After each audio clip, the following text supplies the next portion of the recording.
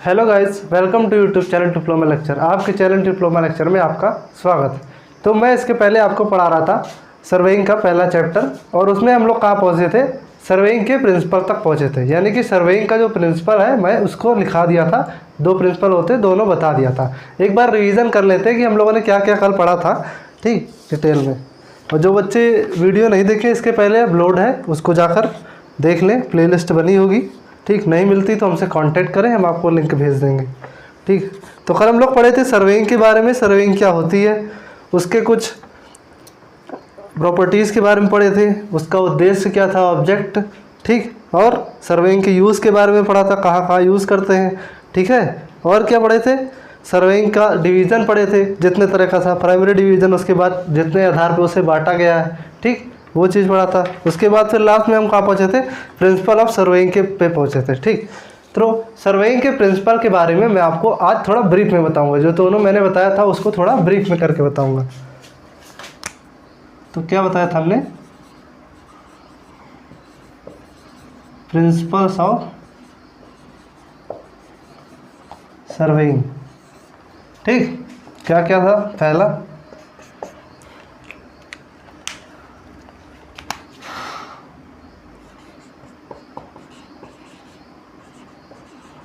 find a new point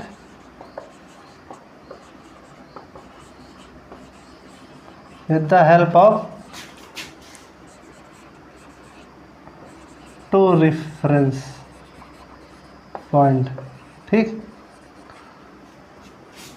find a new point with the help of two reference point. इसका मतलब क्या हो गया, किसी नए बिंदु को ज्ञात करना किसकी सहायता से, दो संदर्भ बिंदु। मतलब अब जैसे आपको दो पॉइंट दिया तो उसकी सहायता से आप तीसरा पॉइंट निकालें करें, ठीक है, फील्ड में। टू वर्क फ्रॉम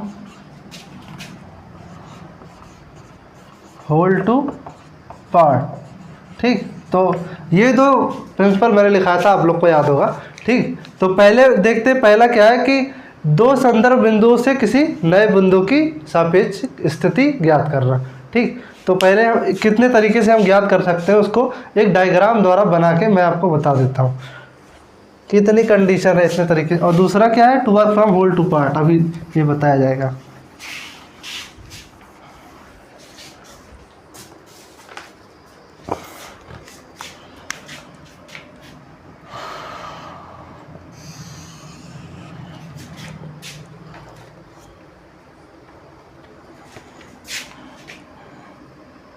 ये ए पॉइंट हो गया, ये पॉइंट हो गया बी, ठीक।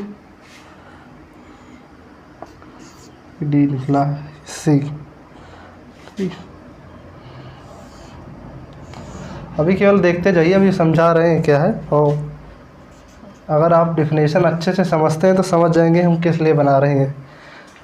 डेफिनेशन को एक बार पढ़ेंगे समझ में आएगा।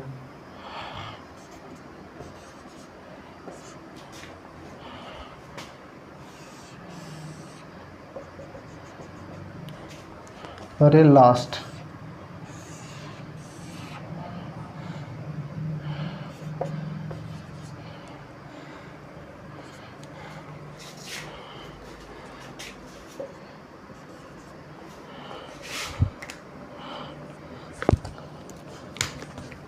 तो सभी डायग्राम में अगर आप लोग ध्यान से देख रहे होंगे तो क्या एक पोजीशन निकाली गई जिसका पॉइंट क्या है, वो सी पॉइंट है। ए भी दो पॉइंट है, उससे एक नया पॉइंट निकाला गया है सी, और इसमें तरह तरह के मेथड यूज़ किए गए हैं।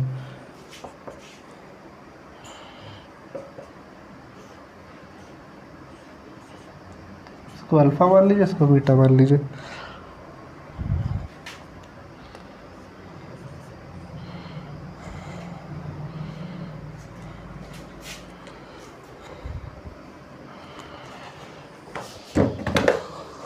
तो पहले सिद्धांत में क्या था कि किसी दो संदर्भ बिंदुओं से एक नए बिंदु की स्थिति को, सापेक्ष स्थिति को ज्ञात करना। क्या हुआ, हमें पॉइंट ए और पॉइंट बी दिया हुआ था, दो पॉइंट से हमने क्या किया, इसके ऊपर लंब डाल दिया, यानी परपेंडिकुलर, ठीक। तो ये जहाँ पे आके मिला, ये क्या पॉइंट मिला हमको, सही मिला। कुल मिला के हमने क्या किया, दो संदर्भ बिंदुओं से किसी तीसरे बिंदु की स्थिति को ज्ञात किया, ठीक। उसी तरीके से दूसरे में क्या है, एक ए है और बी है, इसमें क्या हुआ, ट्रायंगल बनाकर हमने ये पॉइंट जहाँ पे ये दोनों मिला, ये वाली लाइन, ये क्या हमने सी पॉइंट ज्ञात किया। ठीक, तो उसी प्रकार आगे बढ़ेंगे तो हमने क्या किया, एंगल बना लिया। ये भी एक लाइन खींची यहाँ से, ये भी एक लाइन खींची, उसके बाद चांदा रख के यहाँ से कोण माप लिया कुछ दूरी तक। ठीक, तो जितनी दूरी तक नापा, यहाँ पे क्या हमको मिल गया, एक सी पॉइंट मिल गया। उसी तरीके इसमें क्या हुआ, इसमें क्या किया हमने कि दोनों तरफ से बराबर रहे, तो इस तरफ से एंगल लिया और इस तरफ से भी उतना ही एंगल लिया डॉट, और जहाँ पे मीट किया वो क्या हुआ, सी पॉइंट हो गया। लास्ट वाला हमारा क्या है, एक इधर से एंगल बनाया और एक इधर से एंगल बनाया, कितनी भी डिग्री का, जो जहाँ पे मीट किया वो क्या हुआ, हमारा सी पॉइंट। कुल मिला के पूरे डायग्राम में आप लोग क्या देख रहे हैं कि हमने दो संदर्भ बिंदुओं से किसी नए बिंदु की स्थिति को ज्ञात कर लिया। ठीक,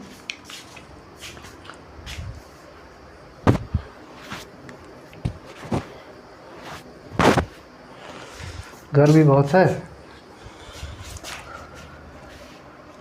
तो आप लोग समझ गए होंगे। जिसको नोट करना है नोट कर ले, वीडियो को रोक के।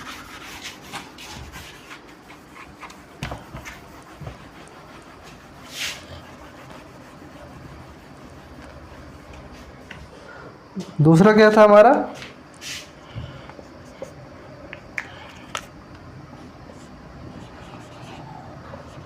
To work from whole to part. ठीक, पहले मतलब एक बड़ा भाग लेना, फिर उसको छोटे छोटे खंड में यानी छोटे छोटे पार्ट में डिवाइड करके आसानी से उसका सर्वेक्षण करना, उस फील्ड का सर्वेक्षण करना, जो भी हमें जहाँ करना हो सर्वेक्षण। तो इसको कैसे करते हैं, क्या करते हैं कि हम एक बड़ा सा एरिया लेते हैं, फिर उसको कहते हैं पार्ट पार्ट में डिवाइड करके। पहले हम क्या करते हैं कि जैसे जहाँ करना है तो ये फील्ड हो गई, अगर आपको इस फील्ड का सर्वे करना है तो हम लोग क्या करेंगे, कुछ पॉइंट्स लेते हैं कि हमें इसके अंडर सर्वेइंग करनी है।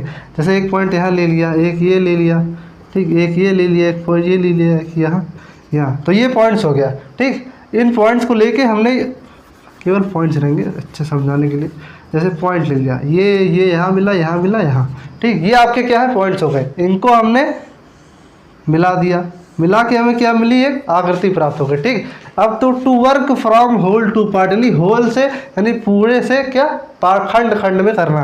तो क्या किया हमने, मान लीजिए कि यहाँ सेंटर लिया, एक पार्ट ये हो गया, एक पार्ट ये, एक पार्ट ये, एक पार्ट ये। ठीक, तो मतलब पूरे एक एरिया को लेके हमने उसे क्या किया, पार्ट पार्ट में डिवाइड कर दिया। तो हम लोग ऐसा क्यों करते हैं, हम अगर आप कहना चाहे सर हम पहले ही पार्ट, अगर पार्ट पार्ट में ही करना है हम पहले ही पार्ट पे कर ले, है ना, पहले ही डिवाइड कर ले, पर ऐसा हम लोग नहीं कर सकते। क्यों, अगर हम लोग पहले से ही कोई एरिया दिया रहेगा उसको हम पहले से ही डिवाइड करके काम करने लगेंगे, तो मान लीजिए हमने इतनी जगह का सर्वेक्षण किया, इतनी जगह का सर्वेइंग की, ठीक, यहाँ पे एरर निकल गई। ठीक, एरर करेंगे तो कुछ ना कुछ एरर तो आएगी, त्रुटियाँ, ठीक, कुछ ना कुछ तो एरर आएगी। तो उस तरह यहाँ किया, यहाँ किया, यहाँ किया, तो मतलब एरर बढ़ती चली गई, एरर एरर एरर बढ़ते, मतलब जितना ज़्यादा गलतियाँ होंगी मिला के वो गलतियाँ क्या होता है, बड़ी हो जाती है। ठीक, वो कहते नहीं बूंद बूंद से खड़ा बढ़ता, वैसे ये मतलब छोटी छोटी एरर से एरर बढ़ जाती है। ठीक, तो फिर इसमें क्या था, हमने पूरा लिया, उसके बाद क्या किया, उसको डिवाइड कर दिया, पहले पॉइंट ले ली, फिर इतने एरिया में इसको किया, तो इसमें त्रुटियाँ कम रहेंगी, इसमें क्या होगी, त्रुटियाँ ज़्यादा रहेंगी। इसीलिए लिखा जाता है to work, oh sorry to नहीं होगा, ये होगा। ठीक, तो टू होगा, TW2 नहीं होगा, to work from whole to part. ठीक, इसी का मतलब होता है कि पूरे बड़े खंड को लेकर उसको पार्ट पार्ट में डिवाइड करके सर्वेक्षण करना उस दिए हुए फील्ड का।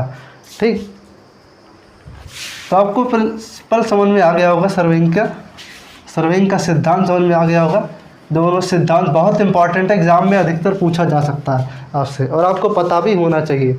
ठीक, इससे रिलेटेड हो सकता है क्वेश्चन आपसे JEE में भी पूछ ले, जनरल था कि इसके प्रिंसिपल क्या होते हैं, ठीक, या कितने प्रिंसिपल होते हैं इसके।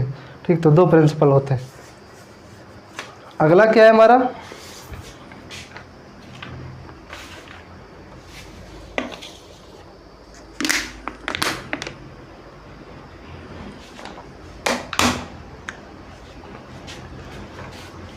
Measurement and there unit. मतलब कि जो हम सर्वेइंग करते हैं, या चीज़ कोई भी चीज़ मापते हैं तो उसकी एक यूनिट होती है। ठीक, मेजरमेंट कैसे कर रहे हैं, किस तरीके से कर रहे हैं, तो उसके बारे में पढ़ेंगे।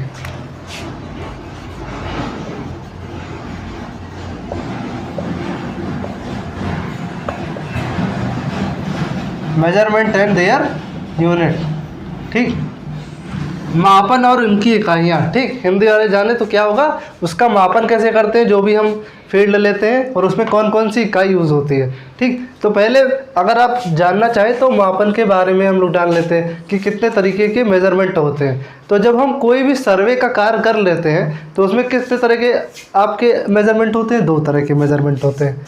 पहला क्या होता है,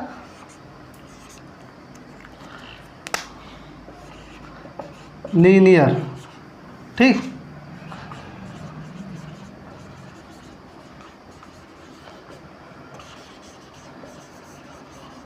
दूसरा एंगुलर। इसके पहले भी शायद मैंने बताया इसके पहले वाले में, ठीक। तो इसके बारे में थोड़ा ब्रीफ में पढ़ेंगे आज कि लीनियर मेजरमेंट कैसे करते हैं, एंगुलर मेजरमेंट कैसे करते हैं, ठीक, इसके बारे में पढ़ना। तो लीनियर मेजरमेंट पहला क्या है, लीनियर क्या है, 2 तरीके से कर सकते हैं हम लोग। अगर लीनियर मेजरमेंट करना चाहें तो कितने मेथड से कर सकते हैं, 2 मेथड से। पहला क्या हमारा,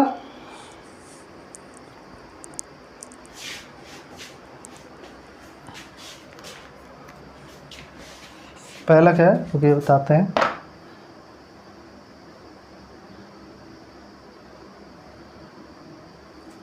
पहला हो गया डायरेक्ट मेथड, ठीक, डायरेक्ट मेथड।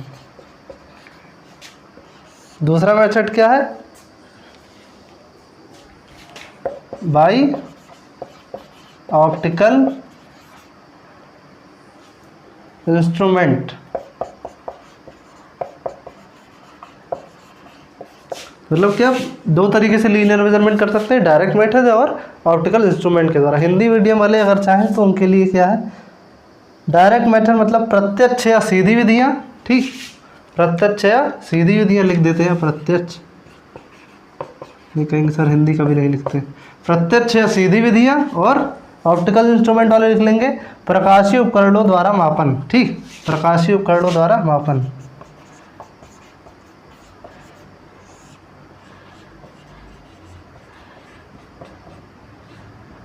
प्रकाशीय उपकरणों द्वारा मापन, समझ गए हम लोग क्या लिखा है, ठीक। तो क्या है, प्रत्यक्ष विधि द्वारा और प्रकाशीय उपकरणों वाला।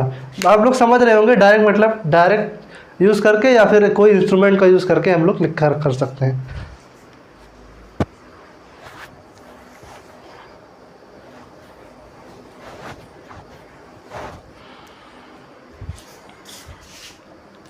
तो पहले हम लोग क्या पढ़ेंगे, डायरेक्ट मेथड के बारे में पढ़ लेते हैं। डायरेक्ट मेथड के अंदर कौन कौन सी विधियां हैं, ठीक। लीनियर मेजरमेंट डायरेक्ट मेथड द्वारा किन किन विधियों द्वारा किया जाता है,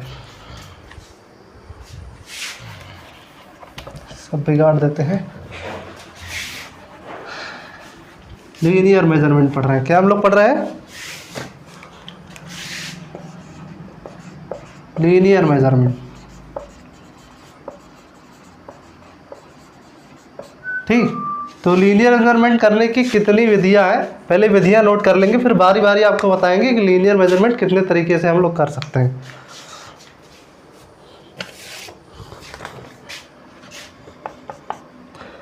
पहला हमारा है कदम गिनना, ठीक।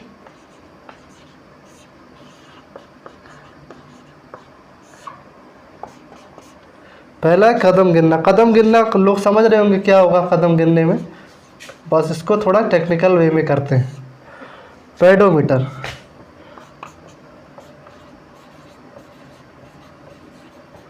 चक्कर मापी, और क्या है, स्पीडोमीटर, चाल मापी,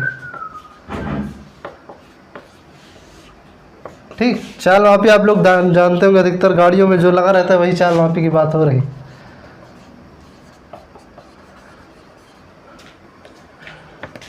चेन एंड टेप, ठीक।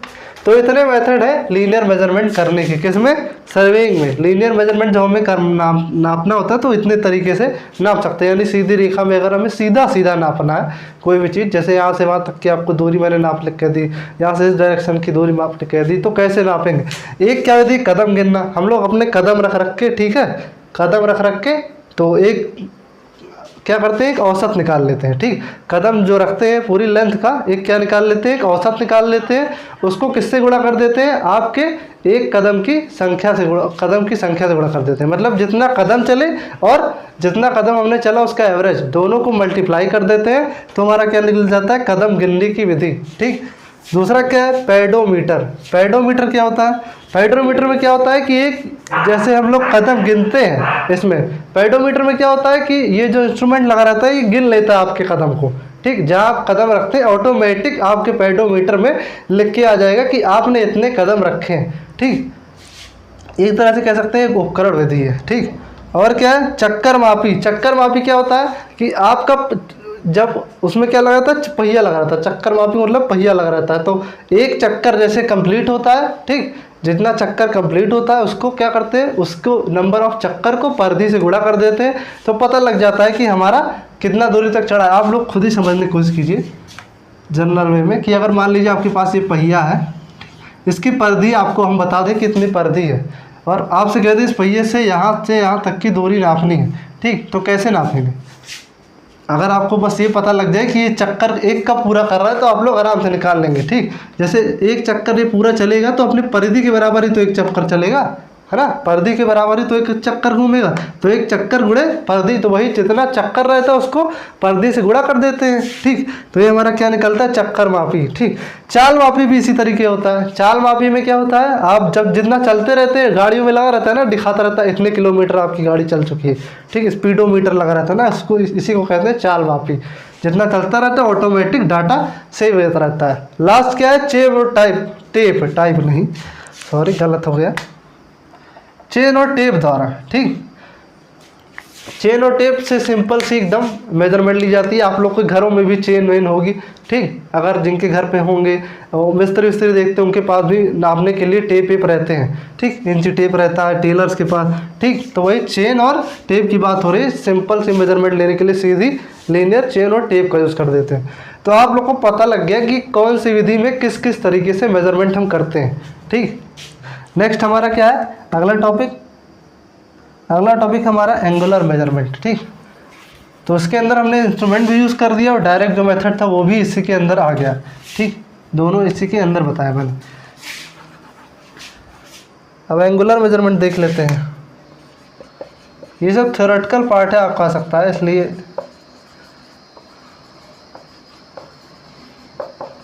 कोणीय मापन। एंगुलर मेजरमेंट क्या हो गया, हम लोग सीधा सीधा नाप रहे थे। अगर मैंने आपसे कह दिया कि इस एंगल यहाँ से वहाँ तक नापना है, ठीक, यहाँ से वहाँ तक, ठीक, कह दिया मैंने यहाँ से यहाँ तक नापना दूरी, तो ये क्या होगा, एंगल के द्वारा नापोगे। अगर तुम्हें जैसे एंगल पता रहेगा तो तुम क्या करोगे, तुमको एंगल पता है भाई यहाँ से यहाँ तक का, तो तुम ये वाले डिस्टेंस निकाल सकते हो। ठीक, ये वाले डिस्टेंस भी निकाल सकते हो। ठीक, हाइट एट डिस्टेंस से, है ना, ऊंचाई एवं दूरी विधि से आप लोग ट्रिग्नोमेट्री पढ़े होंगे। ठीक, तो यही हमारा क्या है, एंगुलर मेजरमेंट है। अब एंगुलर मेजरमेंट की टाइप क्या क्या है, कितने तरीके से एंगुलर मेजरमेंट हम कर सकते हैं। पहला है कंपास, थियोडोलाइट,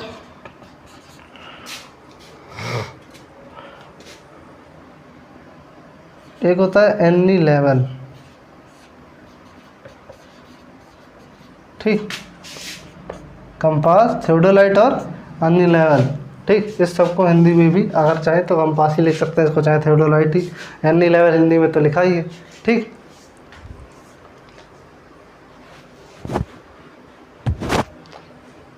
बस खत्म हो गया, यही लास्ट टॉपिक हमारा। तो क्या है, एंगुलर मेजरमेंट के बारे में हम लोग जान रहे थे। एंगुलर मेजरमेंट कितने तरीके से कर सकते हैं, कंपास, थियोडोलाइट और एनी लेवल। बस आपको जानना है कि क्या होता है। कंपास आप लोग जानते होंगे, कंपास क्या होता है, आपकी एक हॉरिजॉन्टल जो है आपको एंगल नापना है तो आराम से आप कंपास का यूज़ कर सकते हैं, और जनरली आप कंपास का यूज़ किए भी होंगे। ठीक, कॉपी में बनाने के लिए एक प्लेन में यानी हॉरिजॉन्टल प्लेन में केवल बनाने के लिए हम लोग किसका यूज़ करते हैं, कंपास में। और अगर हमें वर्टिकल नापना है, भाई हमने इससे तो हॉरिजॉन्टल नाप लिया कंपास से, हमको वर्टिकल भी तो कोण नाप रहे हैं। ठीक, ऐसा तो है नहीं कि एक ही एंगल मिले हॉरिजॉन्टल में, 3D कोण मिल सकता है, यानी वर्टिकल में मिल सकता है हमको कोण। ठीक, तो वो क्या किसके द्वारा हो, वो थियोडोलाइट। थियोडोलाइट आपका सर्वेइंग सेकंड में पूरा थियोडोलाइट ही भरा पड़ा है। ठीक, एक दिन हम आप कहेंगे तो एक दिन थियोडोलाइट की वीडियो दिखा देंगे आपको। ठीक, फ़ोटो दिखा देंगे कि जनरली ओवरव्यू दे देंगे कैसे क्या होता है। वैसे अभी पढ़ने की ज़रूरत नहीं, आपका परेशान मत हुई, बस नाम जानिए कि थियोडोलाइट से क्या करते हैं, वर्टिकल और हॉरिजॉन्टल दोनों एंगल नाप सकते हैं। कंपास से केवल हॉरिजॉन्टल एंगल नाप सकते हैं, ठीक। तीसरा क्या है, एनी लेवल। एनी लेवल क्या होता है, इससे केवल आपके वर्टिकल एंगल को नापा जा सकता है, ठीक। वर्टिकल डिस्टेंस जो होती है उसको नापा जा सकता है, ठीक।